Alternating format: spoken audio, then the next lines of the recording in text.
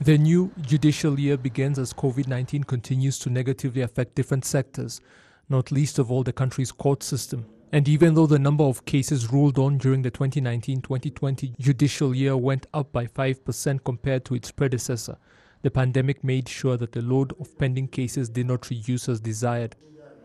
Nevertheless, technology helped to address some of the challenges presented by the global pandemic.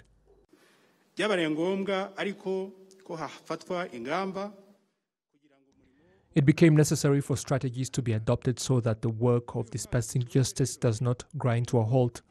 Even though technology was being used before, during the judicial year, we concluded it helped people submit their cases, information, and even have their day in court.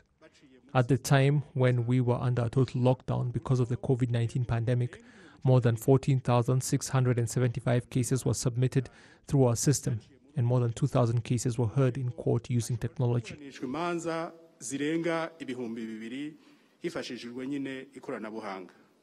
In general, during the 2019-2020 judicial year, 75,188 cases were submitted into Rwanda's court system, 24% to do with provisional detentions and bail requests.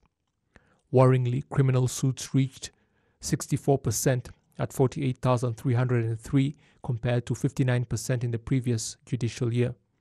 The country's National Public Prosecution Authority received 53,959 dossiers, an increase of 19% compared to 2018-2019. Regardless of the challenges the justice sector may face, certain standards must be upheld.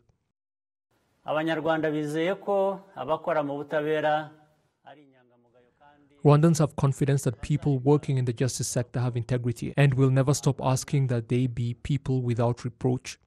You must therefore remain a strong pillar when it comes to fighting corruption and not be its source. This must be the basis of the sector's operations in order to erase all suspicions or perceptions that Rwandans do not get what is meant for them and what is proper.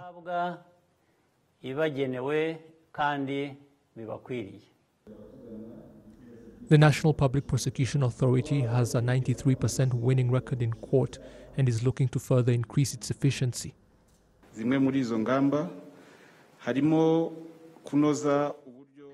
Among the strategies is improving how we investigate crimes committed and how dossiers are prepared, capacity building in the investigation and prosecution of crimes, boosting of the use of technology in the investigation of crimes, preparation of dossiers, and the presentation of cases in court. More effort is also going to be made to better monitor the process of the way dossiers are prepared within the authority itself and the conduct of its employees, and those found with misconduct or having committed crimes punished according to the law. The country's head of state also reminded all concerned institutions not to lose sight of the broader picture when it comes to justice and stressed that all criminals, regardless of where they may be, should be prepared to face justice.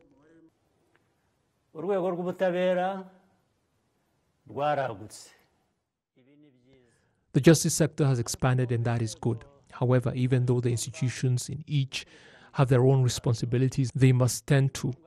Proper coordination and a common vision are necessary so that you do not lose sight of the broader picture when it comes to justice. The most important thing is to continue giving the people a sort of quality justice that has a strong foundation that they have confidence in. Those who committed crimes that had repercussions in our history, as well as other crimes of any sort, justice will find them wherever they may be. The trial and sentencing of such criminals is your responsibility, and I am confident that you have the capacity to make the proper rulings.